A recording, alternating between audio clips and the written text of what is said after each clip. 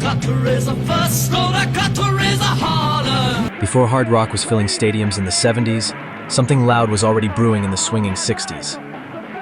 While the world chanted peace and love, a raw, underground sound was rising. Fuzzier, meaner, and way more dangerous.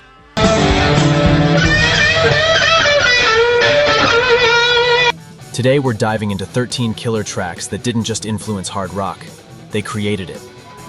We're going chronologically, so you can feel the volume build with every track. Ready to ride the distortion wave back to where it all began? Let's go.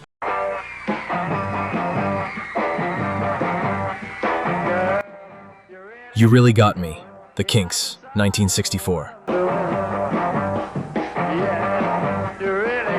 Ray Davies was broke, frustrated, and tired of being ignored. So he took a razor blade to his amplifier speaker, creating that legendary fuzzy distortion by pure accident. This wasn't just a new sound, it was a new way of thinking about how technology could shape music. It's a testament to the power of experimentation and taking risks, proving that sometimes breaking things can lead to breakthroughs. That opening riff? It wasn't just a sound, it was a battle cry. A working-class kid from North London telling the world he wouldn't be silenced. The rawness of that sound, combined with the song's rebellious lyrics about wanting someone despite societal expectations, directly challenged the polished pop of the era.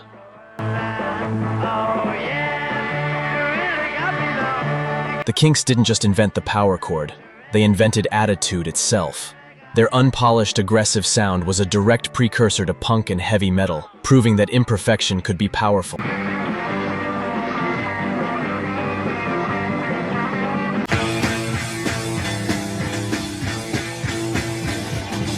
My Generation, The Who, 1965. Roger Daltrey was 21 and furious. The older generation called his music noise. They said rock and roll was a phase. His response? I hope I die before I get old. This wasn't just rebellion, it was a generational war cry. Every stuttering word was a middle finger to anyone who tried to tell young people to sit down and shut up.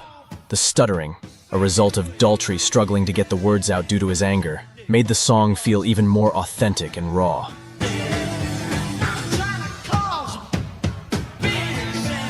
Perfectly mirrored the growing generational divide, especially as the Vietnam War escalated. Young people were being drafted into a war they didn't believe in, and My Generation became a rallying cry against not just societal norms, but also political oppression. It added a powerful layer of urgency to the song's rebellious spirit.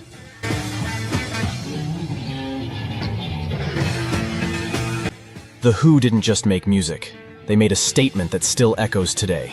Their chaotic live performances, often ending with smashed instruments, amplified this message, showing a visceral rejection of conformity.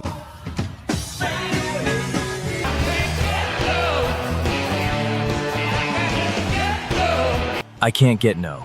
Satisfaction, The Rolling Stones, 1965.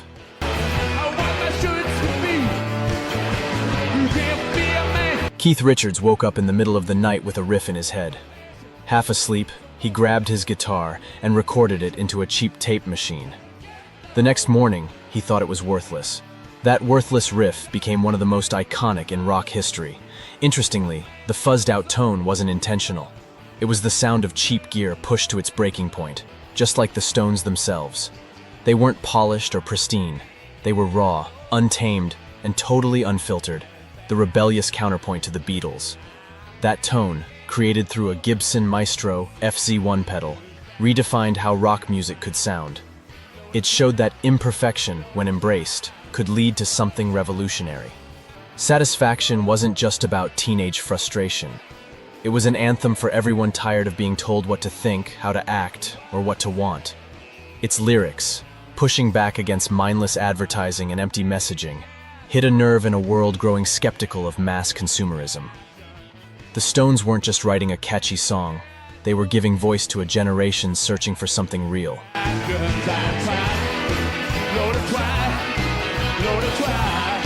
When TV networks tried to censor the lyrics for sounding too bold, the band stood their ground, a moment that captured their refusal to play by the rules. With Satisfaction, the Rolling Stones didn't just deliver a hit, They helped redefine what rock was allowed to be.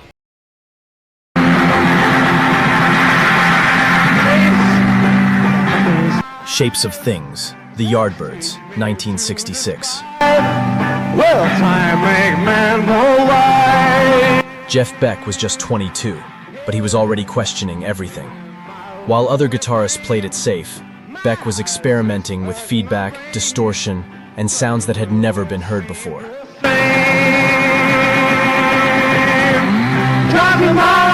Shapes of Things wasn't just a song, it was a prophecy. Beck was painting the future of rock music with every note, showing us what guitars could become when you stopped following the rules. The song's innovative use of sustained feedback and a groundbreaking guitar solo that mimicked the sound of an airplane taking off pushed the boundaries of what was considered acceptable in rock music. This wasn't just about playing guitar, it was about redefining what the instrument could do. Beck's pioneering techniques paved the way for future guitarists like Eddie Van Halen, who would build on these foundations to create their own revolutionary sounds.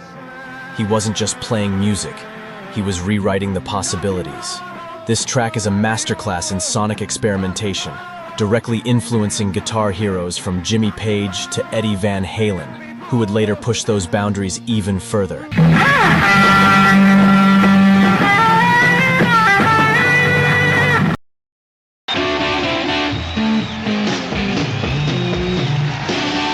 Sunshine of Your Love, Cream, 1967. Eric Clapton had been called God by his fans, but he was struggling with addiction and heartbreak. Jack Bruce and Ginger Baker were equally tortured souls. When they came together as Cream, their pain transformed into something beautiful and devastating. That heavy, bluesy riff became the DNA of hard rock, born from three broken men who found healing in their music. Every note carries the weight of their struggles and the power of their redemption. The song's iconic, thick guitar riff, combined with its extended instrumental sections, showcased a new level of power trio dynamics that directly laid the groundwork for bands like Led Zeppelin.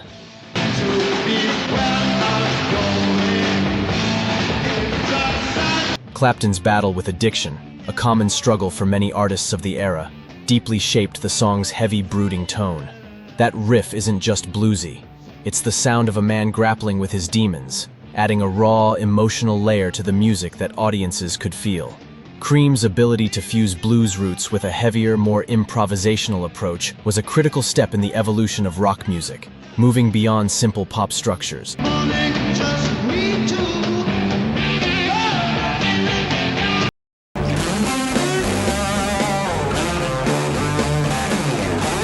Purple Haze, The Jimi Hendrix Experience, 1967.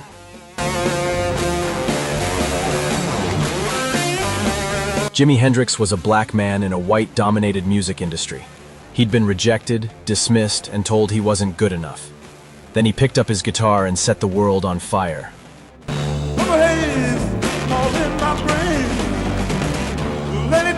Purple Haze wasn't just a song, it was a revolution. Hendrix took the pain of discrimination and transformed it into pure sonic power. He didn't just break barriers, he obliterated them. The song's opening dissonant Hendrix chord, E7 Heart 9, and his innovative use of the wah pedal were unprecedented, creating a sound that was both psychedelic and aggressively powerful. This demonstrated a complete reimagining of the electric guitar's potential.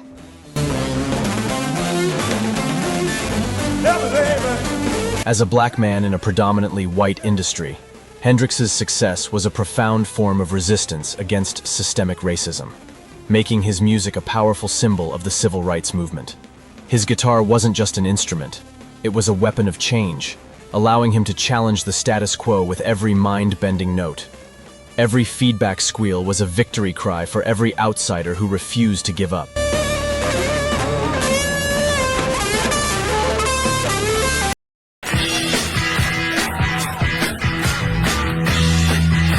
Born to be Wild, Steppenwolf, 1968.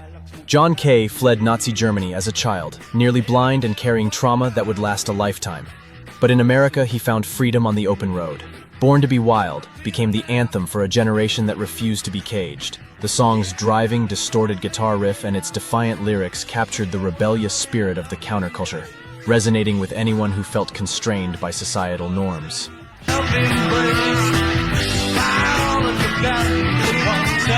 This song became the undeniable anthem of the counterculture movement, embodying the spirit of rebellion and individual freedom that defined the era. It wasn't just about motorcycles, it was about breaking free from societal constraints and living life on your own terms, a message that still resonates deeply today.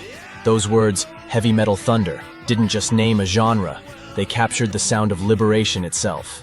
This phrase, coined in the song, is widely credited with giving the genre of heavy metal its name, cementing its place as a pivotal track in rock history.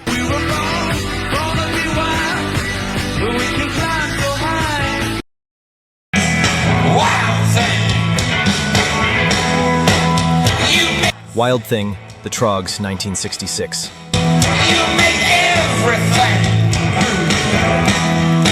Reg Presley was a construction worker who could barely read music, but he had something more powerful than technique: raw, unbridled passion. I love you, but I wanna know for sure. Wild Thing is primal. It's 3 chords and the truth. It's every teenager who ever felt misunderstood, every outcast who refused to conform. Its simple, repetitive structure and raw delivery made it instantly accessible, and a sing-along anthem for rebellion. It demonstrated that musical complexity wasn't necessary for profound impact. This song proved you didn't need a music degree to change the world. You just needed a heart. It championed a DIY ethos that would define countless future rock bands, showing that authenticity trumps virtuosity. And here's a fun fact. Wild Thing was famously covered by Jimi Hendrix at the Monterey Pop Festival in 1967, where he set his guitar on fire.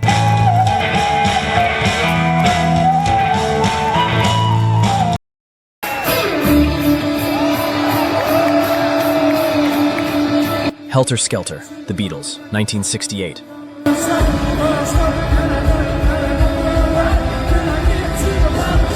Paul McCartney was tired of the Beatles being called soft. He wanted to prove they could be as hard and heavy as anyone. What he created was chaos incarnate, a song so intense it scared even the band members.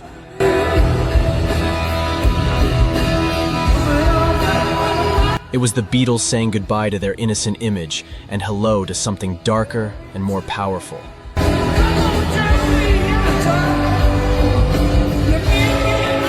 The track features heavily distorted guitars, a relentless bass line, and Ringo Starr's furious drumming, creating a cacophony that was unlike anything the Beatles had done before. It deliberately pushed the boundaries of what pop music could be. McCartney's desire to prove the Beatles' versatility stemmed from a subtle insecurity. The band was constantly compared to harder acts like the Rolling Stones, and Helter Skelter was McCartney's audacious way of asserting their dominance. It wasn't just a heavy track, it was a statement of self-worth from a band determined to show they could do anything.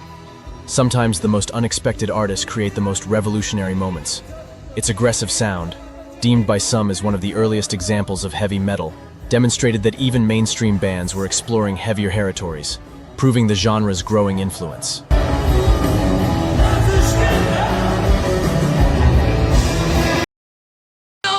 For the summertime blues. Summertime Blues, Blue Cheer, 1968. Blue Cheer was 3 guys from San Francisco who believed louder was better. They didn't just play music, they weaponized it. Taking Eddie Cochran's rockabilly classic and crushing it with sheer volume was an act of sonic terrorism.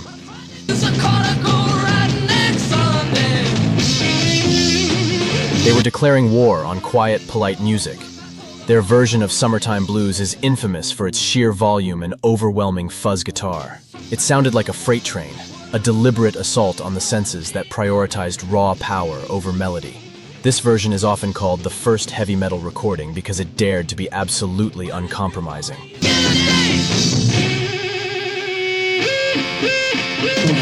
Sometimes revolution requires maximum force. The band's commitment to extreme volume and distortion set a new benchmark for heaviness, influencing countless bands who would prioritize sonic aggression above all else.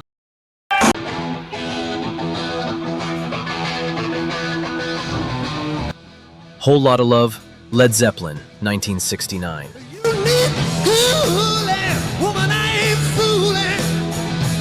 Jimmy Page had been a session musician for years, playing other people's music.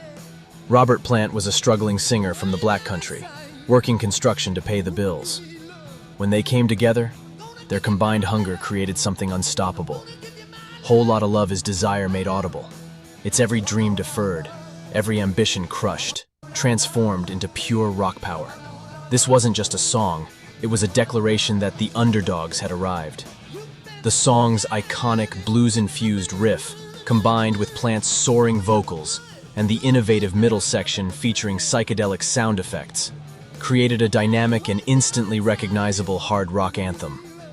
Its commercial success, reaching the top 5 in both the UK and US, propelled Led Zeppelin to superstardom and solidified the blueprint for arena rock and heavy metal for decades to come, demonstrating the mainstream appeal of truly heavy music.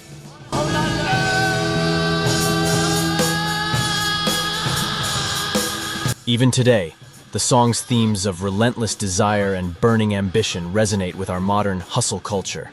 It's not just a rock anthem. It's a timeless reminder to chase your dreams with relentless passion, a message that's more relevant than ever in the age of social media and side hustles.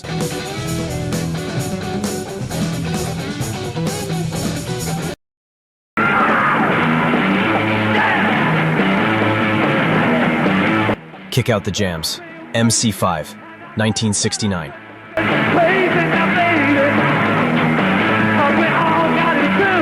MC5 didn't just play music. They launched a full-on assault against apathy.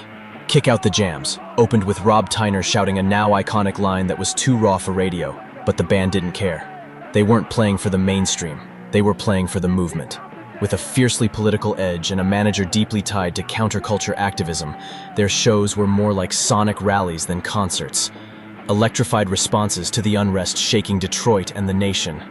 This wasn't just proto-punk or proto-metal. It was unfiltered energy, cranked to the limit. The track captured the frustration and disillusionment of a generation that felt ignored and pushed aside.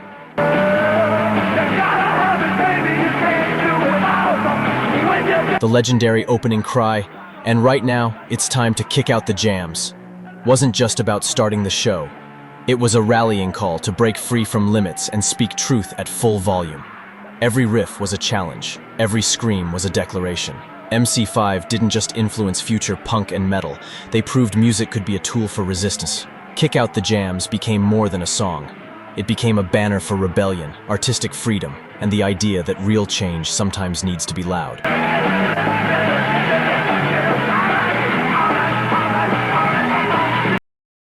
These 13 songs didn't just change music, they changed lives. They remind us that art is a form of resistance, a way to fight back against the forces that try to silence us.